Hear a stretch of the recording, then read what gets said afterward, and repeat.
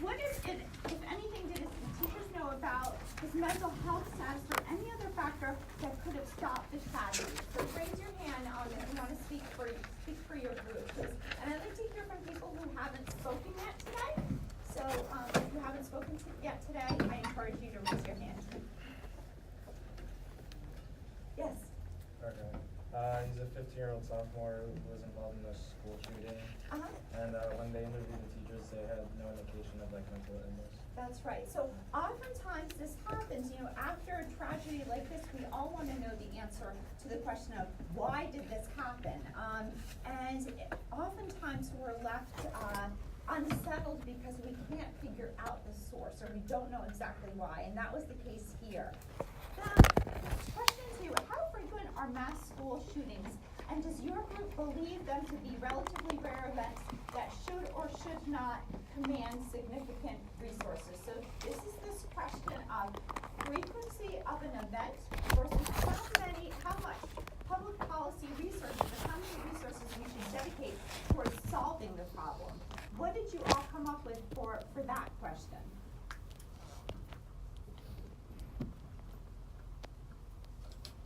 Thank you, yes.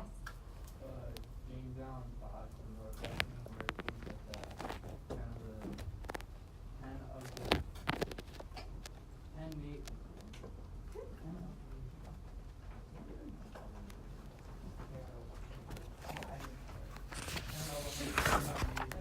Or so schools have experienced a similar problem, and the policy should be fixed regardless, because like this is people's safety we're talking about. Like this is the difference between life or death. So the utmost importance is not. Okay, great. So you talked about the relatively the rare nature of these kinds of events, but oftentimes if it involves issues of life and death, we do tend to focus on them, and especially we tend to focus on them if they're dramatic and they're highly covered by the media. Did you have something to add? Go ahead. Yeah, I felt like the argument that these events are rare is kind of like a normalization of violence and death that we see a lot. So because this shouldn't be happening in schools. Right. And the idea that we're comfortable with the idea, Right. or with these events happening and lives being taken is it reflects on our I guess normalization or rationalization of violence. I really like that answer. I think that's absolutely a great point. The fact that if we don't dedicate resources to this, we are in fact signaling that we are okay with this type of event happening, and clearly we as a society should not be okay with that. There was a discussion about the teachers involved, and who was Paula Reed, and what did she do with respect to this particular mass shooting? Yes.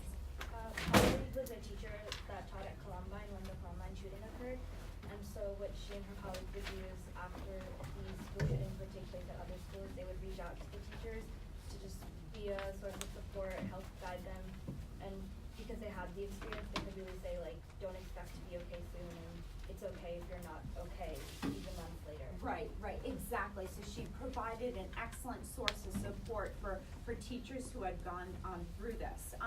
What did Professor Mayer say about the best solutions to gun violence, and why are these solutions so hard to achieve in practice? What were his? Yeah, go ahead, Erica. Control more and better mental health services, which is like national threat assessment program. Yes. But these solutions are hard to achieve because it's political, like religion, and like influence of the DNA.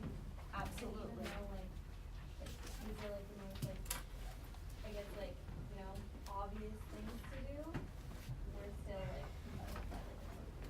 Exactly, and one of the things that's really important about this case is, and I'll make this comment after we get through question 6, but excellent answer, Erica, good.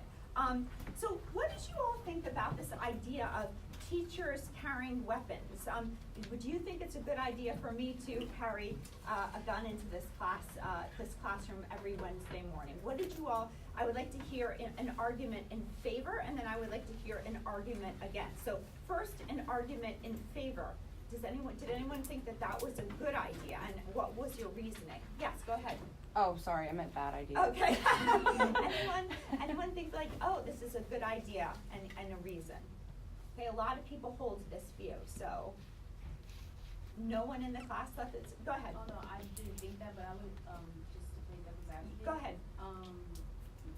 Well, you're a teacher and you have students that can be compromised, like their lives can be compromised, and if you have the ability to stop them with bearing arms, then that's the way that you can prevent that. Especially if you're a teacher that's been through something similar, that could be a way to kind of prevent anything from escalating. You Okay. could be like that roadblock. You can be the hero. That's just plain what it is. No, excellent and comprehensive answer. Thank you. How about somebody who said, no, it's not a good idea? We'll go back to you, yeah. So I was also thinking, like, just because you're a teacher and you hold a position doesn't mean that, like, you don't have a mental health issue or that you're not gonna use the gun in a, like, negative or dangerous way. And then there's also the issue that a student can rob you of it or grab it, and Right. it's kind of beyond your control, so it's kind of like putting the ability to kill in the room. Right. Whereas if it wasn't there, then probably nothing would happen. Like, the likelihood of something happening in this classroom where you'll need a gun is very low, but I think it would heighten if you had a gun in the room. Okay, good, yes. Also, as you were talking earlier about the various location, if in a school in, say, upstate New York or anywhere in the country where there's a whole lot more criminal